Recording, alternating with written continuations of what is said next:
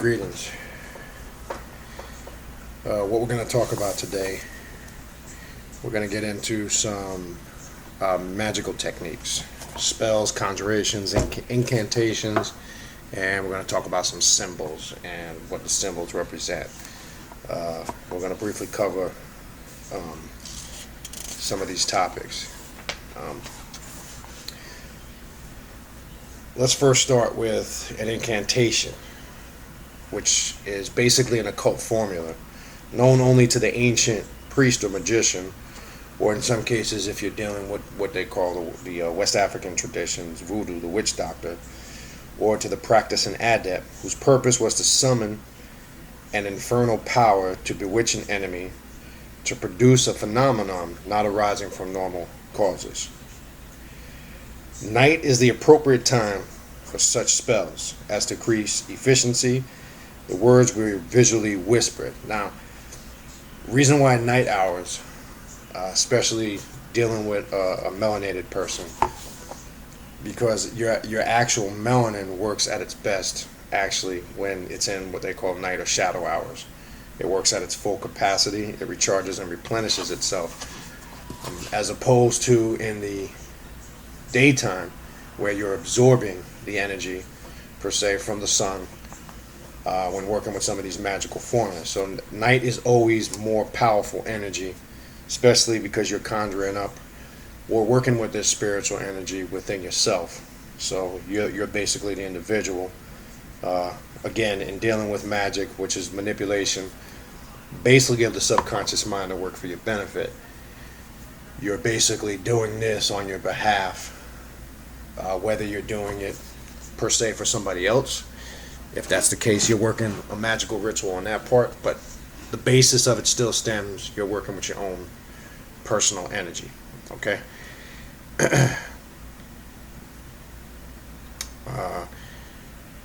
When working per se with talismans, amulets, charms, these all had specific worked with specific energies as far as banishing or eliminating certain negative energy around you, again being spiritually charged with your spiritual energy, or drawing in positive energy, or for protection purposes, okay? And an amulet or a talisman could be something like this. It could be a ring. It could be any type of pendant that has a symbol that holds spiritual meaning to you. Because whatever energy that gravitates towards you, to your subconscious mind from that symbol, is the reason why you would use that talisman for any one of the before mentioned purposes, okay? Now there's certain formulas that go along when working with these talismans, magical herbs can also be incorporated, which we'll get into that another time. So let's talk about some magic symbolism, okay? And I'm going to take some information out of a book called Treasury of Witchcraft and Magic, which gives some straight to the point definitions on symbolism. So I kind of more want to focus on magic symbolism, but talismans, incantations, and spells, have a connection with this. So let's now bring in the symbolism, because again, when working with spiritual magic, you are the master magician, or you are the high priest. You again are the one that are contacting the higher self to do this work. So I want to establish that, because you don't take the mindset again that you're contacting something outside yourself. That's the furthest thing we want to stay away from, because then we're back to faith and belief and spookism, and we're dealing with information or myths that can't be confirmed because we're going outside of ourselves, which is no different again than a religious person that believes in a spook god called the Law, Jehovah, Jesus, as opposed to just what those energies represent. Okay, so magic symbolism. Life subsists on two planes. One existence is material, palpable, and visible. The other is intangible, impalpable, no less real in its fundamental basis. A mystic zone wherein strange concepts are born. and esoteric cults breed among startling realities that have their own mores and their own laws. This darker undercurrent of subtleties running like a murmurous motif through the coaster strata of the material cosmos has always been most manifest in the antique of many different cultures, such as the Asian culture, that probed into the arcana of the cosmic scheme and discovered mystic relationships between men and things, between the heavens and the physical life, between form and thought. This is the same thing. You can use the Asian culture, you can use the Egyptian culture when understanding how magic works. This is talking about the symbolisms and the energies per se of the deities in all these cultures. We'll use Egypt for an example. As I've said a multitude of times, you have to get out of your mind that these were actual literal beings. This is more a symbolism that these great Egyptian culture, or this great Egyptian culture came up with, trying to tell you the story of what goes on in the subconscious mind, or what goes on within yourself. Now we know all of these Egyptian deities have a correlation with a representation of a different energy or an aspect in nature or creation. Now we take the hierarchy of the high Egyptian deities, say per se, Khnum, which represented the fashioner, the molder. He dealt with creating or bringing things into existence. When you dealt with, per se, say the deity Ra, it represented the sun's energy or life. That's the aspect or energy one would have to work with when dealing with that. When you deal with Anubu was that transitional state of higher consciousness from the physical realm into what we call the afterlife or eternal life. Now, the list goes on and on. You can get into the deity Geb, which represented the earth. Some, for an example, can work with Geb when wanting to work with their root chakra, because Geb is an earth element and it's grounded in earth, and so is your root chakra. So you could use the deity Geb if you're working spiritual magic, say, per se, to do a ritual so you can balance your root chakra out. You would be able, for an example, the colors that are symbolic with that root chakra would be the colors of red, brownish, mauve, any colors, for an example, that give off that type of hue or vibration. So one can use incantations to the energy force of Geb, say to do magical work to balance their root chakra out, okay?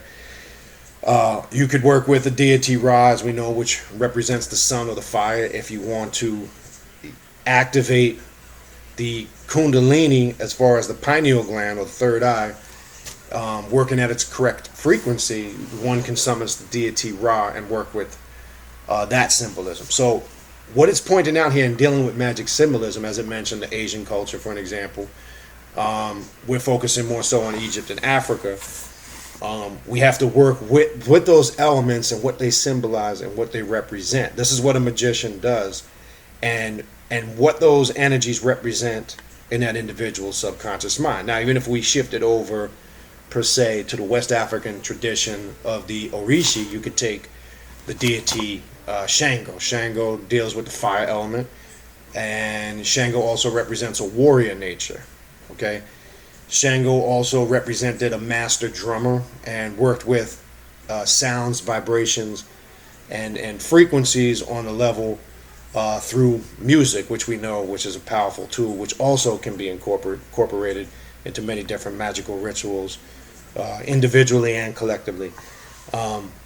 So again, we're focusing on the symbolism, because the symbolism is key when working magic, because a master magician has to be able to decipher and know what these symbols mean if you want to work magic. Now, we always talk about, be it not whether it's on the radio show or you hear me talking about here on the YouTube show, doing the work. So now I'm going to give you some practical applications on how to do this work. So now when you know what these deities symbolize, you can create your own rituals as long as you're working with that energy in its correct capacity.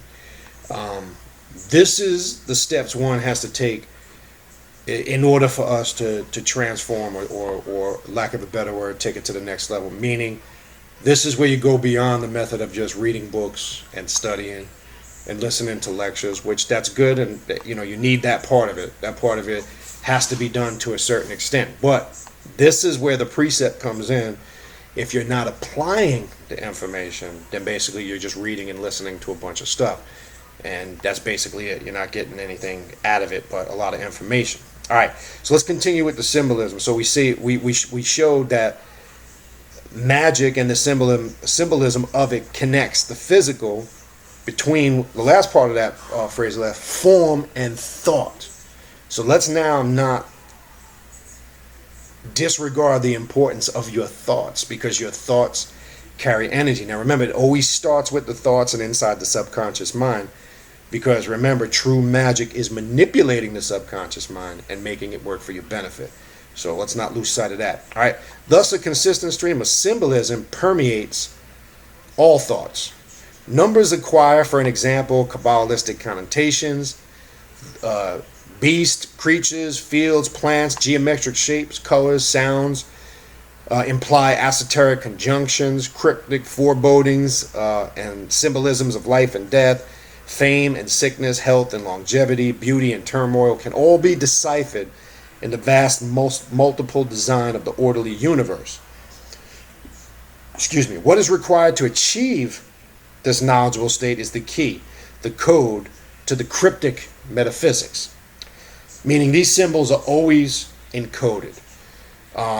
We'll get a little bit into numbers if we can later. Numbers have a significance and meaning when dealing with numerology or true astrology. And again, we're not talking about that bullshit that you see on TV, back in the day, Miss Cleo, that scamming. We're talking about reading astrology through the movement of the planets, dealing with the waxing and waning of the moon and the astrological signs, because that knowledge and information is important when working certain magic, because you have to also know the energy or the movement that our planet is in, and how that can work for you. For an example, the Jupiter influence, which is associated with the color blue. Let's use that for an example.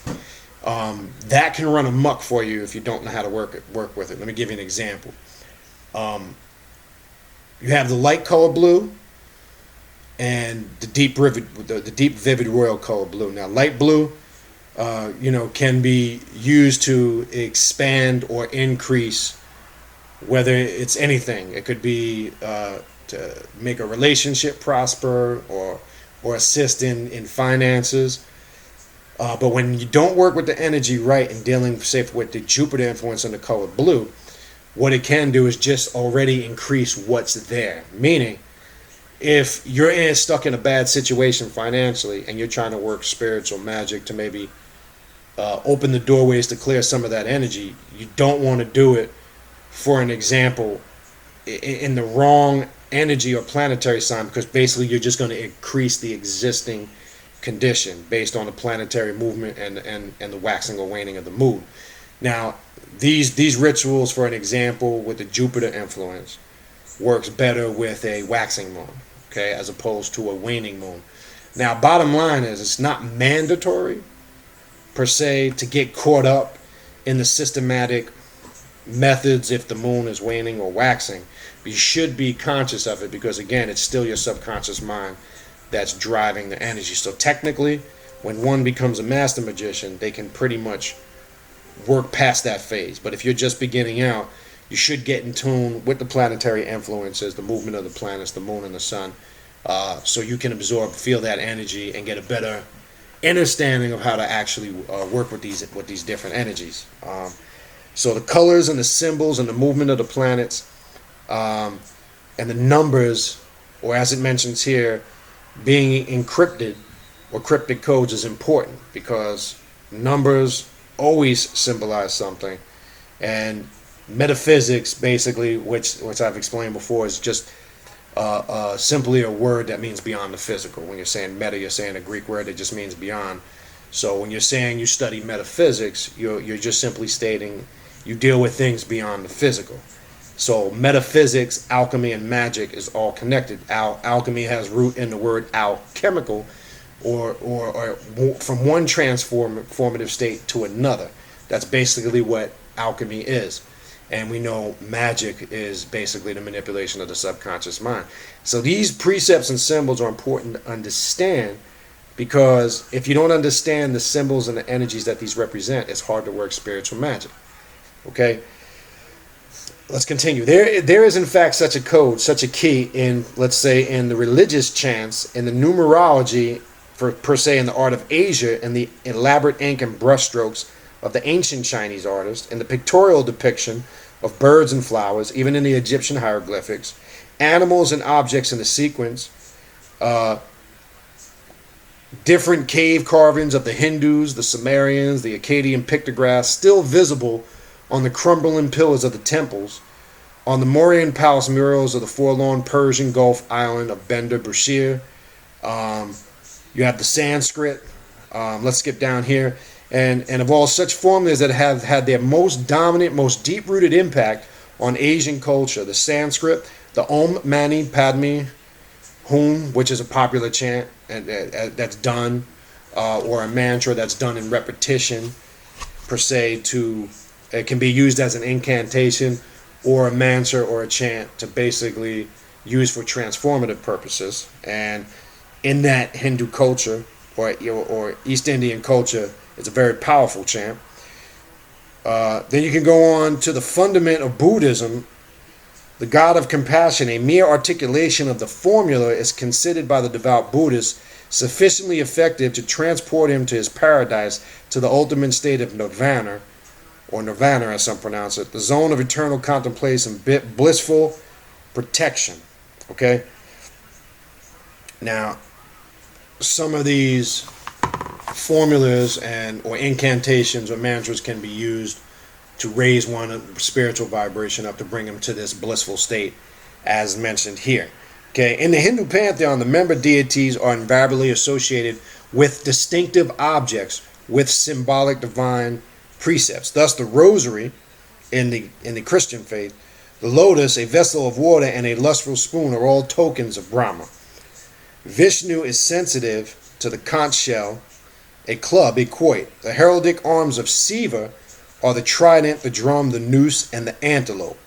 While Rama, whose adventures are so gloriously related in the Ramayana, is identified primarily with the bow and arrow. So now we're going through some of the Hindu deities, and it's describing some of the symbols associated with them, the trident, the bow and arrow, the antelope, and what these symbols represent. They all have a meaning. Now you'll see, as I did a couple of weeks ago, a post, you'll see a lot of these deities also have androgynous beings that represent dual principles of masculine and feminine energy.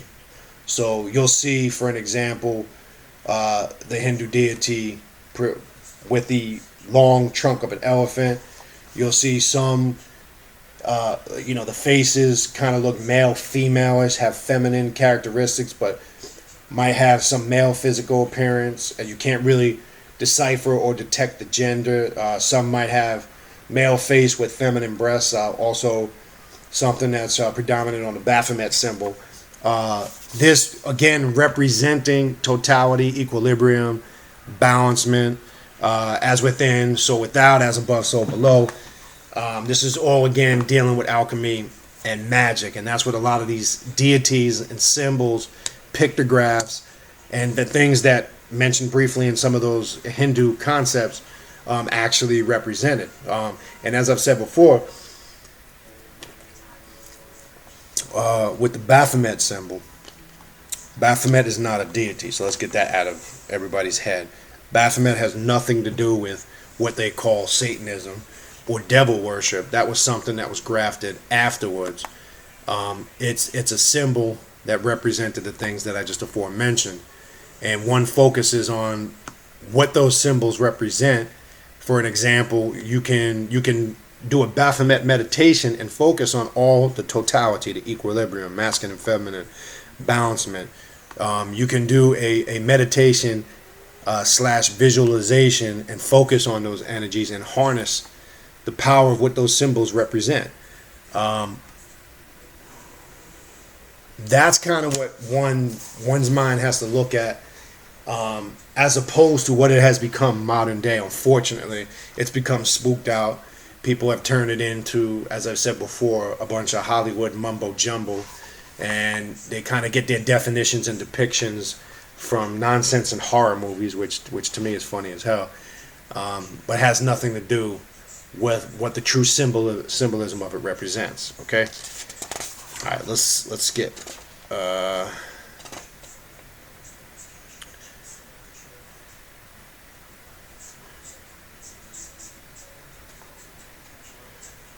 Let's go into a little bit of Taoism. All right.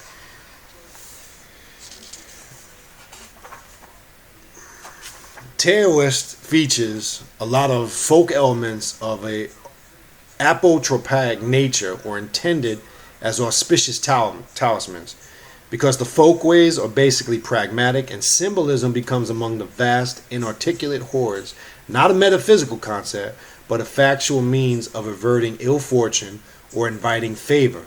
Among such symbols then are animal heads, bird forms, diagrammatic figures, the yang and the yin, or the yin and the yang, the male and female characteristics. We kind of just went over this, dealing with balancement. Represented as red and black hemispheres. There are further the 8 trigrams associated with the deviation, animals of the zodiac, the blue-black tortoise, the dark warrior, encircled by a snake who rules the north. Now, let's talk a little bit about this, the dark warrior, or the dark chaotic energy. Let's back up even up to the symbolicisms of the animals and what they represent. Again, let's refer to Egypt for an example, and then we're going to talk about the Dark Lord of the North. And you hear that term, the North, and why is darkness always affiliated with the North? There's some Masonic connotation behind that we're going to build on in a second, and we'll kind of explain that. The symbolicism, for example, of the animals. When you look at a lot of the Egyptian deities, for an example, the ones right behind me, you see Anubu, who has the mask on of the black jackal or dog. You see Khnum, like Ra, has the ram. Now, most of these deities have a symbolism, or the animal mask that is worn, that these deities wore, represent their animal nature, or their animalistic nature, personality. For example, when you look at most people today, let's deal with Anubu and the color black. Okay, you'll find, and ask most people this, black actually represents life, and this is why most people wear it to funerals. Did you ever wonder, for an example, where did the custom in the Christian religion come wearing black to funerals? Did anybody ever really ponder that thought? It's nowhere in the Bible. You can't find it in any religious text. You can find it in Egypt, because in Egypt, black symbolized life. When they actually buried their dead, they wore white. But you saw in the transformative state to the underworld, because they entered that state of total supreme balancement, that's where the color black came in. So you see the representation of the jackal. Okay, and if you study the jackal dog always hounds or is always pondering around or sensing what they call death. And the color black, which goes back to the deity Anubu, is why people wear black to funerals, which actually represents life, not death. White was actually worn for the actual mourning aspects of the death ritual, and black represented the light. So that's why you have the symbolism of what that animal, or the jackal, the black jackal, dog of the dead, represented in ancient Egypt. So if one, for an example, symbolism wise, one can work with the color black or black candles, and work with the Anubis energy if they wanted to increase their spiritual powers, or they wanted to, per se, gain knowledge, or its connection to the spiritual realm, for lack of a better word. Because when one is working, for say, candle magic with the color black, one can use black to absorb any negative energy, to banish, and also bring in an influx of powerful spiritual energy. So that's dealing with black and Anubis. That's just one aspect. All the Egyptian deities you'll find, when looking at it, you see Tahuti, for an example, has the long gated bird beak, or the quill or the pen, because it symbolized the deity of writing, etc. The list goes on and on and on. So I just wanted to use briefly those two. You can look even further and deeper into many other cultures. You could even go into the Hindu culture, and you really have to master and know what the symbolicism of these deities represent when working with them. All right. Let's because I want to finish with color, because color is important too. I just want to make sure there's something we didn't miss here. Let's go here too. Let's finish with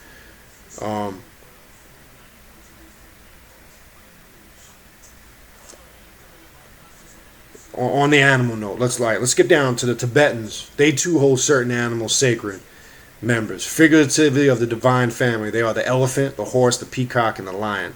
The gazelle is traditionally a Buddhist symbol, while in Japan, the humble hare instead of the man, as in Western lore, inhibits the moon. Some symbols, such as fish or plants, are specific, though not always religious or metaphysical interpretations. They represent more earthly, more factual concepts. For instance, in Chinese art, the crane, the pine tree, the butterfly are all and equally equated with longevity. While in Tibet, the folk symbol of longevity is the peach. A carp leaping through the dragon gate represents the successful civil service candidate, etc. So we see in all these different cultures, to sum it up before we finish up with color, plants, animals, hieroglyphics, carvings, numbers in a systematical system, encryptions of what these symbols represent, are all aspects of different methods of symbology. It might, on the surface, might sound a little confusing and complex. It's really not, when one takes the time to really research and understand it, and more importantly, when they actually put it into practice. Now, this is what a master magician does, and this is what somebody who studies and deals with the occult does. And I've made it clear personally myself, going beyond the intellectual aspect of things and getting into higher levels of magic. At the end of the day, that's what we are by nature. It's what we did in our true state of existence. It's always how we gained control and power, and were always able to shape and mold and control our destiny, was because we were able to work with the master within and not be controlled by external forces. So that's why in this day and time, again, you could sit around all day and talk about the great cultures of ancient Egypt and all the historical aspect of it, but it's only going to get you so far. And I can sit around and talk about that all day for hours and days and weeks. But at the end of the day, what transformational change are we really bringing, other than just talking a bunch of knowledge and information? So now it comes down to, as we say, doing the spiritual work, applying the information and not just talking about it. Okay. So the last thing I want to finish with, and then we're going to continue this. I want to stay on some precepts of magic over the next several weeks. I'm going to stay. I want to try to stay heavy on it, unless the spirits bring us to another aspect of it. But let's finish with some information on colors. Okay. Color too plays its part in mysticism. In ancient China, for an example, anything colored red was considered auspicious for weddings and similar festivities, while colors objects of solid black or white were shunned for repelling demons. The scarlet peony was thought to be efficacious. In Buddhism, color is symbolic of certain Lamaistic sects. Monks of the red sect are represented by black hats. The white sect has an official badge, both red and black hats. The yellow sect is the Reformed Church of Tibet. The multicolored sect and the white sect are semi-reformed. Among all nations, numbers have had from proto-historic areas sacred or mystic meanings. Okay, 7 was such a number, being associated with the planets. 5 too had its significance as the number of fingers on a hand. Among the Greeks, the dead and the gods were invoked 3 times daily. Similarly, incantations were repeated thrice. 9 as a multiple of 3 was also of magical significance. The god Apollo, who among other functions presided over the art of prophecy, was associated with 7, while 13, being outside the round number 12, acquired an occult identity of its own. Let's stop there a little bit. So we got a little color and a little bit of number information mentioned right there. Okay. Now, it just basically used briefly what the colors red, black, and white meaned to some of those cultures. It varies when you go from culture to culture, or what you want to, or what type of energy you're trying to work with, because red also incites passion, so it just doesn't deal with it. It goes into a deeper meaning, and like I said, when working with the root chakra, for an example, there's a reddish pinkish color that's associated with that, where one can incite passion or activation in working with that.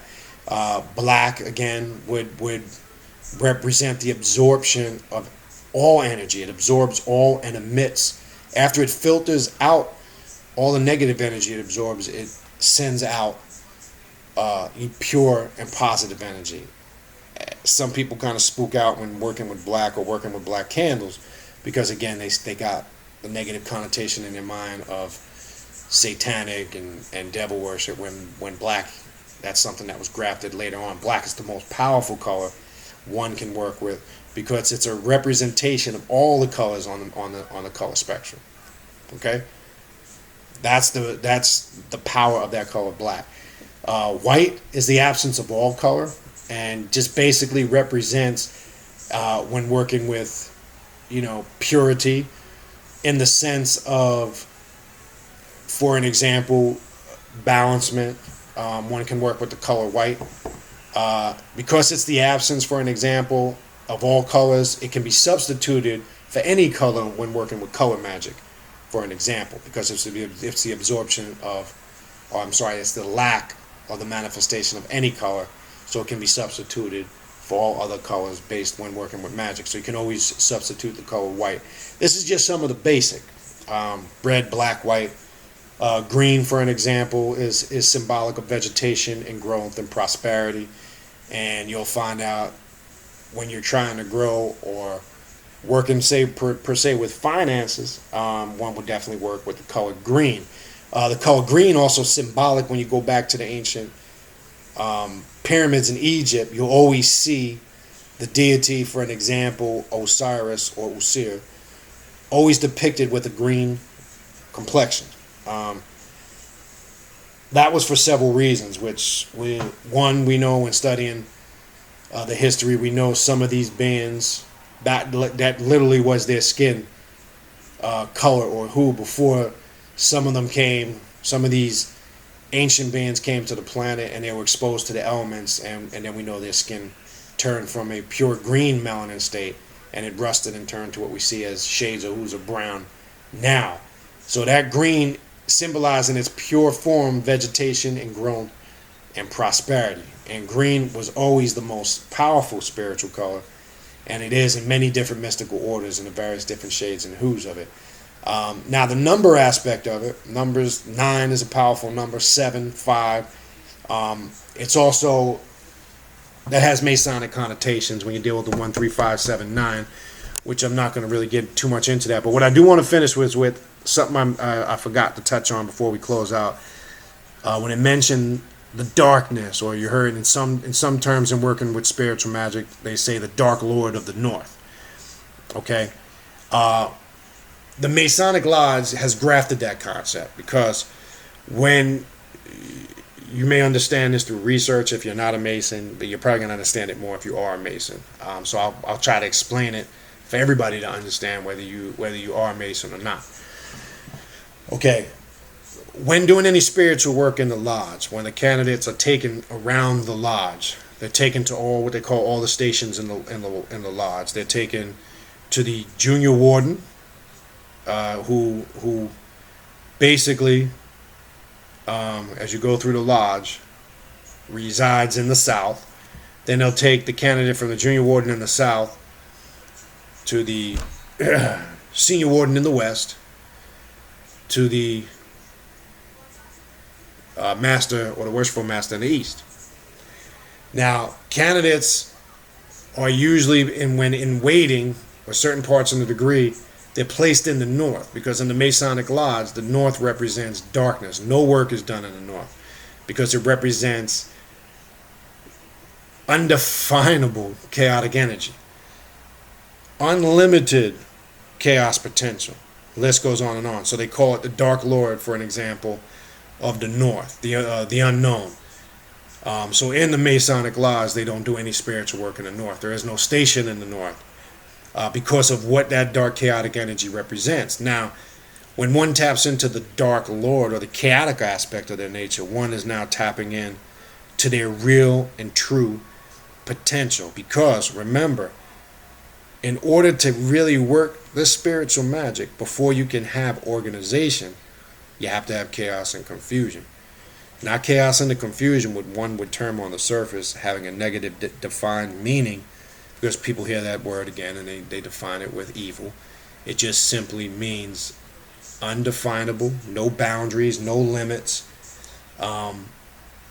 chaotic in that sense, where it can't be described. And that would be being submerged in pure chaotic darkness, which would tie into the symbolicism and representation of the deity set, who represents or ties into the symbolicism of the deity of chaos. Okay? And most people don't understand who and what the deity set represents. They've just gotten the surface explanation of it, which is completely false and completely wrong. I'm going to stop there for now. I think I scratched the surface and some pointers. Again, I'm going to stay real hard over the next several weeks on magic, witchcraft, symbolisms, being a magician. And again, that's what this information is about. If this is not your thing, then this is not for you. I'm not interested, as I said before, and that's why I don't address a lot of those emails I get. I'm not interested in nonsensical debates over history, because bottom line is this: 90% of those debates are speculation anyway. None of it can be proven.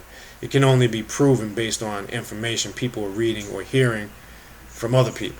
So if you wasn't there at that time, you can sit here and debate all you want. You can't confirm it. What we need to focus on is the history we're creating in the now, in the moment now. We're writing the book of life right now as we speak.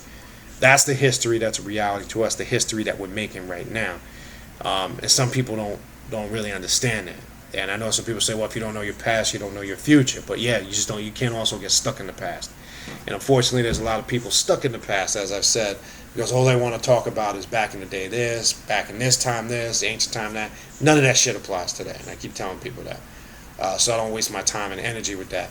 And like I say, I could sit here all day and tear somebody apart on it, but well, what's the point of doing that when there's a lot more work that needs to be done on a higher spiritual level? Remember, one that works with the dark chaotic energy controls nature, controls the elements, and is able to tap into the inner depths of their subconscious mind to bend, if you want to call it the force, or bend the will to work for your benefit as opposed to not working for you. And you'll find out that you're always in control of your destiny, and nobody's able to shape your destiny for you but you. That's the purpose of being a magician, working spiritual magic, whatever you want to call it.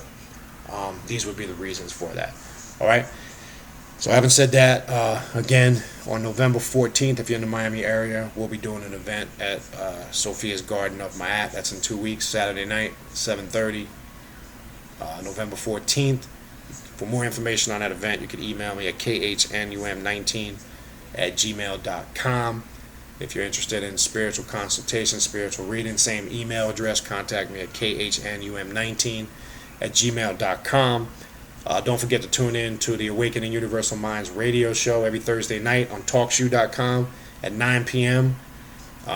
If you'd like to be on that mailing list, you can go straight to TalkShoe.com, type in Awaken Universal Minds, and add yourself to the invite list. You'll see when you go up to the top of the page in the right-hand corner, you can put your email address in there, and you'll get a notification for the show. You can also see the link to that also right here on the Mother Nubia Inc. Google page, and right here on the YouTube page.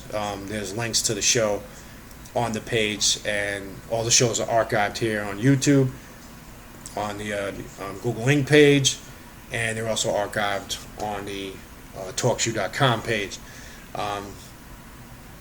Don't forget to tune in this Thursday. We're continuing our series of discussion on the metaphysics of Sith alchemy and dealing with what that represents. We're going to continue that discussion this upcoming Thursday night. That's at 9 o'clock Eastern Standard Time. All right, so having said that, that's going to wrap it up for this week. And we'll be back next week with more information on practical spiritual magic and how you can apply it. This is your brother Beniti Amun Ray saying Hotep. See you next time.